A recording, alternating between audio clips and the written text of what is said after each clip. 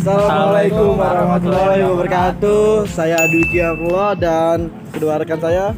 Nama saya Rifki Alisba Garwita Sutrisno. Nama saya Dipa Karya Putra Purnama. Kali ini kami sudah berada di tempat tokoh ulama Muslim yang ketepatan di Kampung Sawah, yaitu Agung Al-Jauri Yasti. Oke, ini adalah rumah salah satu tokohnya nih yang berada di sini, kiainya, rumah kiainya. Oke, tanpa lama lagi kita menuju ke lokasi. Thank you.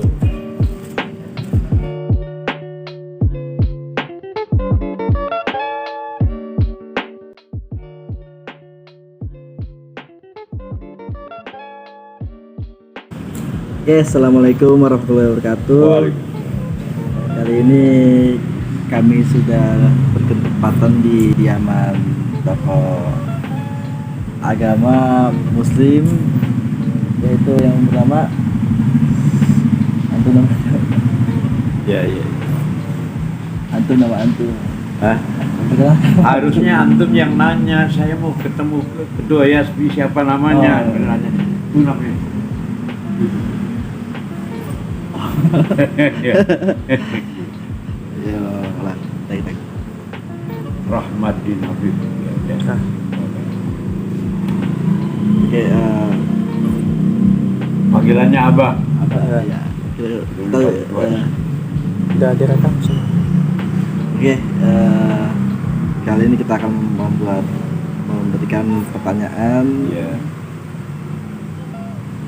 Yang pertama, ini sejarahnya Kampung Sawah itu, kenapa bisa disebut Kampung Sawah itu? Hah? Kenapa bisa disebut Kampung Tadi Sawah? udah ada pertanyaan di sana, begitu enggak? Sama. Sama. Ada. Sejarahnya disebut nama Kampung Sawah. Kampung ini lebih banyak sawah daripada daratan. Dari ini menjulur ke utara ke selatan. Sebelah timur sana yang sekarang jadi komplek Puri Gading itu lebih luas dari daratan, sawah. Sebelah sana itu yang sekarang jadi komplek Gria itu juga sawah. Nah, jadi mungkin orang dulu jadi namanya Kampung Sawah seperti itu. Tapi aslinya saya tidak tahu. Sebutan tentang Kampung Sawah ini, untuk toleransi beragamanya itu menurut Abah itu bagaimana? Adakah dulu pernah ada, selama Abah tinggal di sini, pernah ada konflik atau bagaimana? Toleransi apa? Toleransi antar umat beragama. Nah, itu benar. Kalau toleransi agama, saya tidak setuju. Tidak ada toleransi agama. Yang ada toleransi umat beragama, ya. Jangan salah. Masalah agama, kalau Anda Muslim, tahu sendiri kan? Lakum dinukum waliyadi. Agama itu masing-masing, nggak ada toleransi. Nggak bisa dipersatukan. Jadi umatnya yang harus bertoleransi. Harus rukun, damai, kebersamaan. Ya, gimana toleransi umat beragama? Iya, begitu. Sebenarnya yang namanya umat itu kan umum, siapa saja. Kita hidup ini memang dianjurkan hendaklah menciptakan suasana rukun dan damai. Apalagi Islam, rukun iman, rukun Islam, berbagai rukun. Sebenarnya yang kita lakukan di sini ini itu ajaran sejak dahulu. Terlebih ketika orang tua di sini itu mengajarkan memang seperti itu. Biar kata lain agama tong, Betawi kan makanya tong tuh. Lu kudu rukun, kudu baik gitu ya. No. Dia agamanya lain, tapi kita kudu rukun. Nah, seperti itu. Apalagi yang ada ikatan ya faktor keluarga, saudara ya. Kalau bahasa Sunda baraya, ayakene baraya gitu ya. Yaitu kita harus rukun. Mestinya kalau ada bertanya yang kok kenapa dia nggak rukun? Nah, sebenarnya itu. Kalau malah yang banyak dikunjungi di daerah yang rukun di sini. Seperti itu. Ya kita udah diajarkan dulu dari dulu orang tua itu. Kalau dulu kan masa-masa kehidupan masih sederhana, beda dengan sekarang. Kalau lebaran kita punya masakan nganterin tetangga saudara yang non muslim. Tahun baru mereka punya masakan ngantar kayak Islam. Ya seperti itu. Ya sekarang makan udah nggak masalah yang harus dilestarikan, karena di rumah sendiri aja malas masak. Bahkan dia beli ke warung atau telepon GoFood, namanya apa namanya kalau makan? GoFood gitu. Iya, iya. Online. Tapi kalau silaturahmi itu harus dilestarikan. Mau dia agamanya apa, mau dia asalnya dari mana, tetangga kita Batak kah, karena kita mungkin antara Sunda dan Jawa, Betawi dan sebagainya, nggak ada persoalan. Jadi dengan tetangga harus rukun. Itu baru benar melestarikan kerukunan umat beragama.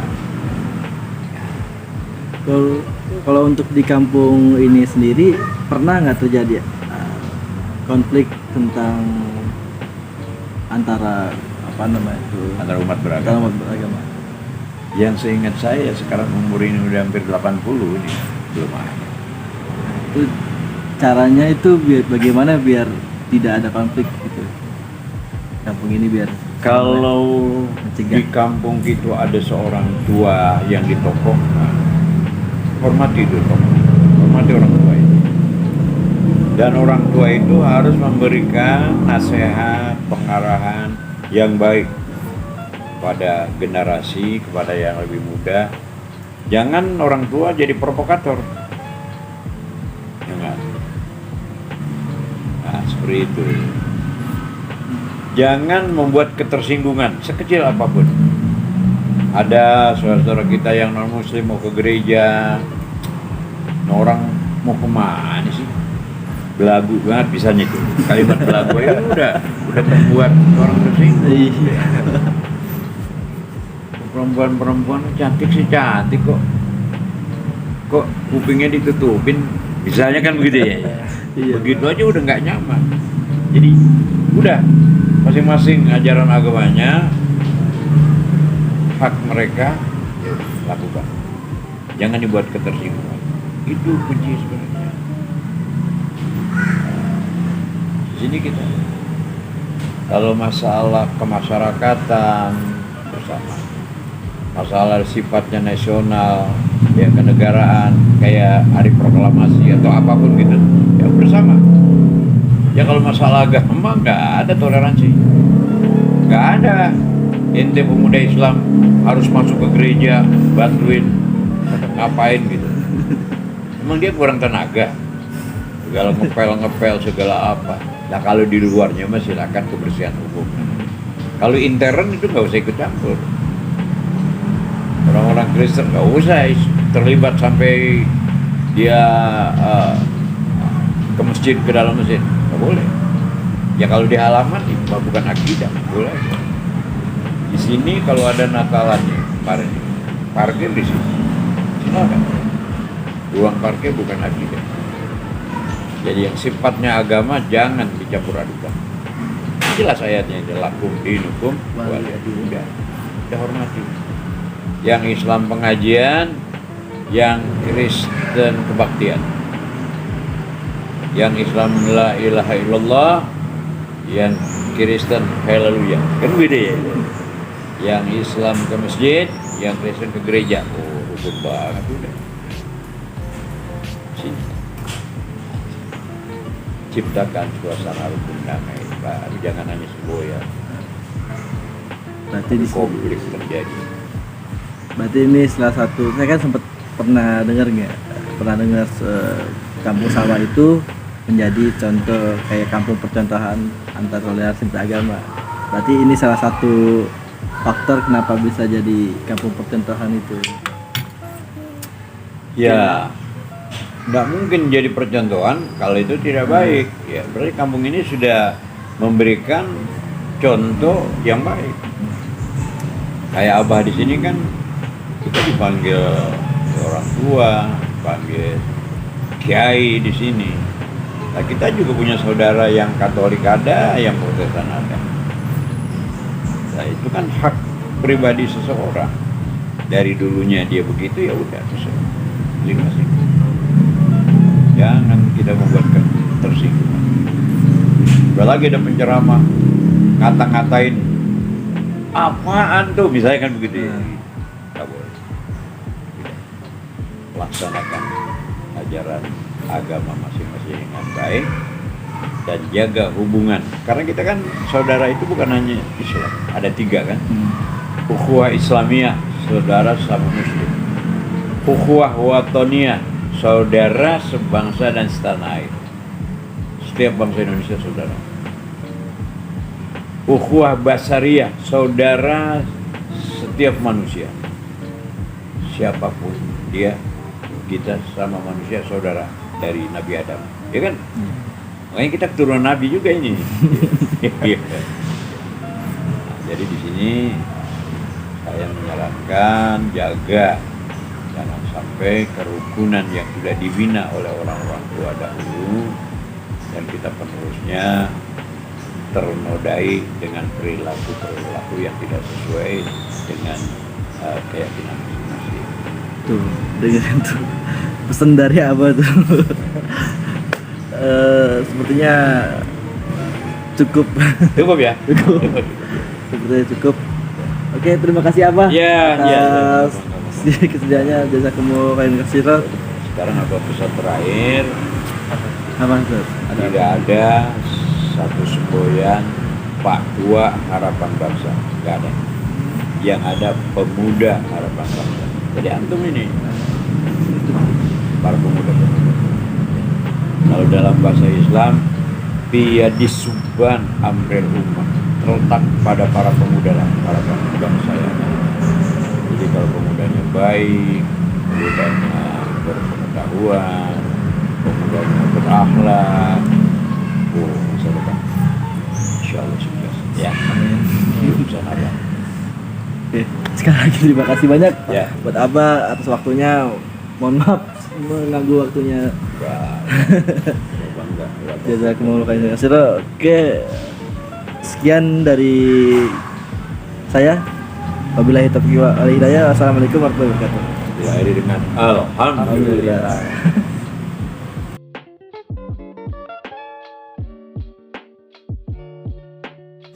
Baik, adik-adik dari Unindra, selamat pagi dan selamat datang di Kampung Sawah. Di gubuk saya sebelah ya. Nah, ini tempat pelayanan yang biasa saya pakai untuk pertemuan seperti ini. Rasanya mungkin juga tidak cukup ideal kalau saya tidak memperkenalkan saya siapa dan dari mana gitu ya.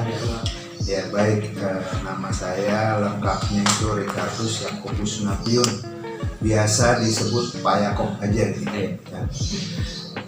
Saya Katolik dan saya putra asli Kampung Sawah. Anak dan istri saya pun sama-sama Katolik. Saya dari Maria Nabiun. Saya lahir tahun ya persisnya 26 Juli tahun 1956. Jadi saya baru ya di sini ya. Baru 66 tahun ya. Nah, saya sudah purna bakti dan sekarang saya masih aktif membantu pelayanan di sebuah lembaga keuangan non-bank yaitu Credit Union.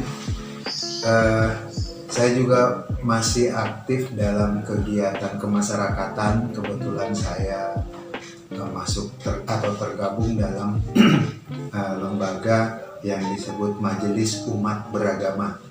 Itu punyanya pemerintah Kota Bekasi, yang hanya punya itu Kota Bekasi. Dan saya ada di tingkat kecamatan. Majelis Umat Beragama biasa disingkat MUB.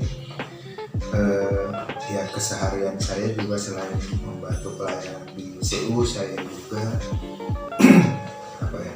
pegiat kemasyarakatan tapi kelas kampung kali ya. Saya tinggal di Jalan Raya Kampung Sawah, Gang Jaim nomor 34, Kelurahan Jatimurni, Kecamatan Pondok Melati, Kota Bekasi.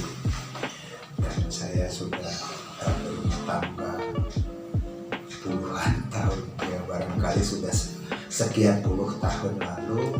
Dan kami dari Universitas Indra Prasta PGRI, kami di sini juga baru datang juga dari ke Kampung Sawah. Mungkin pertanyaan pertama yang mau kami tanyakan, mungkin bisa Bapak ceritakan sedikit tentang sejarah dari Kampung Sawah itu sendiri. Ya. Kalau sejarah Kampung Sawah itu memang saya tidak punya catatan baku ya. Tapi kebanyakan saya memberikan semacam ilustrasi bagaimana asal-usul masyarakat Kampung Sawah itu terbentuk. Nah, selama ini kan yang menjadi sorotan, yang menjadi perhatian orang banyak adalah keberagaman, kemudian kerukunan, ya ada yang menyebut juga toleransi di Kampung Sawah kan. Iya.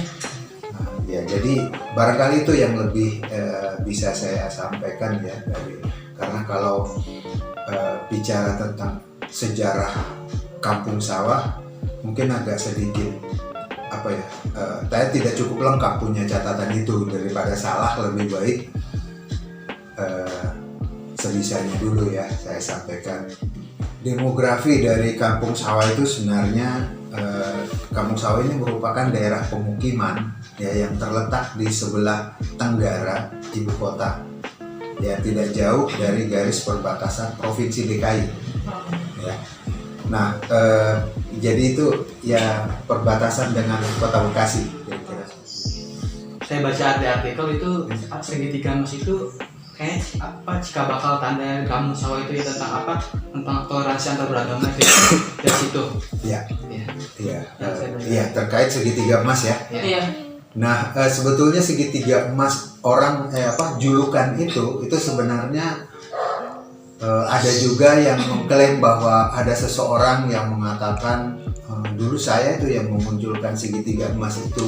Saya memang tidak punya catatan untuk itu. Tetapi yang saya ingat betul bahwa ada sejumlah tokoh besar di Kampung Sawah yang kami undang dalam kegiatan dialog kebangsaan dan dialog budaya. Itu antaranya ada Sony Keraf, ada Gus Nuril, ada Ulil Absar Abdallah, ada siapa yang sekarang imam besar Masjid Istiqlal yang waktu itu jadi Wamenak ya waktu itu, Nazarudin Umar ya. Kemudian ada Arswendo almarhum dan banyak lagi. Dan terakhir itu kami mengundang yang sekarang ini jadi wapres waktu itu Mas. Segitiga itu kayak simbol itu ya Pak? Ya, segitiga itu letak rumah ibadah yang tiga ini seakan membentuk segitiga gitu loh. Satu gak jadi dua ya Pak? Ya, seakan lain. Mungkin masalah toleransi itu bagaimana sih Pak menekannya gitu kan, karena yang kita tahu kan nggak semua tempat bisa diterapkan tentang toleransi antar beragama gini. Masih ada beberapa daerah yang mengalami konflik antara sesama beragama gitu. Ya. Kalau arti daripada toleransi beragama, toleransi beragama itu kan artinya membiarkan orang atau pihak lain mempunyai keyakinan atau kepercayaan dan mengamalkan keyakinannya atau mengamalkan ajaran agama itu sesuai dengan keyakinan masing-masing tanpa ada intervensi dari pihak manapun. Pertanyaan selanjutnya, bagaimana Pak menurut Bapak kehidupan umat beragama dan agama di Kampung Sawah? Ya barangkali jawaban saya singkat ya. Perihal agama dan beragama di Kampung Sawah itu udah selesai, udah nggak usah dibahas. Agamaku, agamamu. Kami sudah saling menjalankan kewajiban. Pertanyaannya selanjutnya, apakah selama ini ada gesekan-gesekan yang mungkin bisa memecah belah masyarakat yang sudah bersatu walaupun berbeda keyakinan di sekitar Kampung Sawah? Ya di Kampung Sawah gesek itu nggak ada. Di Kampung Sawah adanya cuma cash tunai. Ya, nggak ada gesekan-gesekan ataupun hal-hal yang tindakan-tindakan intoleran yang lebih mengarah pada fisik. Itu di kampung sawah itu nggak ada, tapi di seputar kampung sawah itu ada. Ya. Dan bentuk intoleransi yang ada di kampung sawah ini barangkali ya saya mengatakan baru sebatas polusi suara. Ngerti maksudnya? Ya, baru sebatas polusi suara.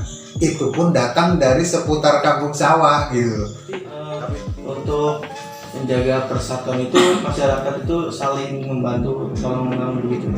Ya, artinya saling membantunya itu bukan dibuat-buat karena supaya kelihatan guyup, enggak. Itu sudah menjadi darah daging. Ya, sudah turun temurun dari zaman. Baik.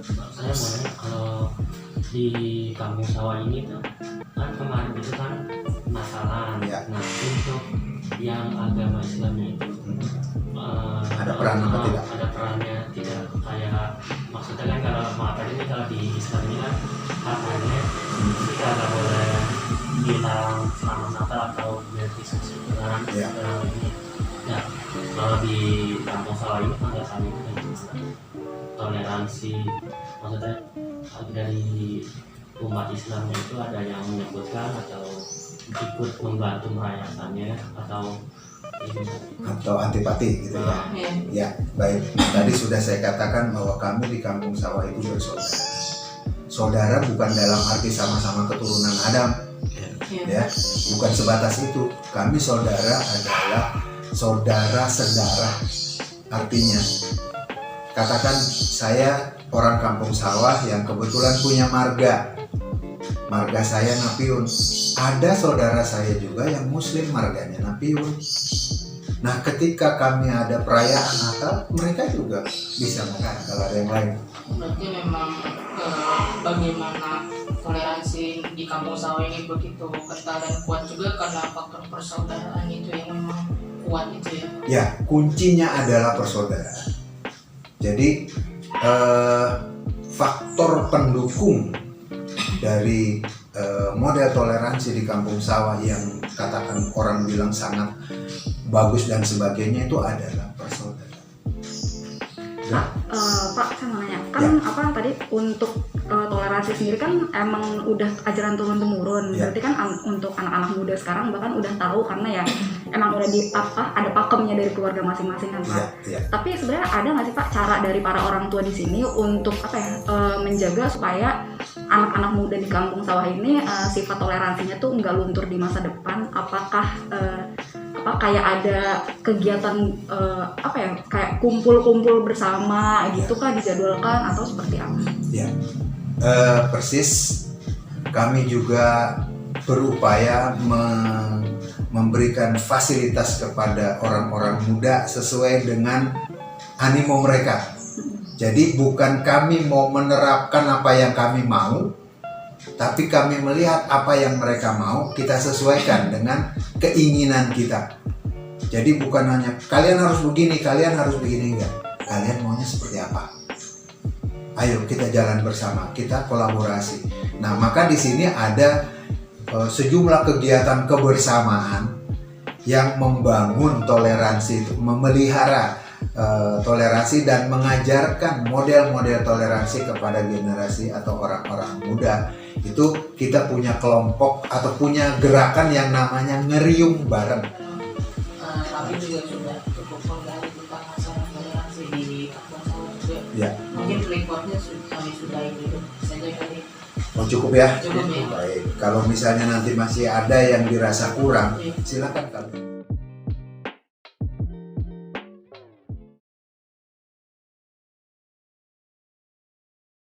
Oke, assalamualaikum warahmatullahi wabarakatuh. Kali ini kami Assalamualaikum warahmatullahi wabarakatuh. Kali ini 2 hours later. Assalamualaikum warahmatullahi wabarakatuh. Kali ini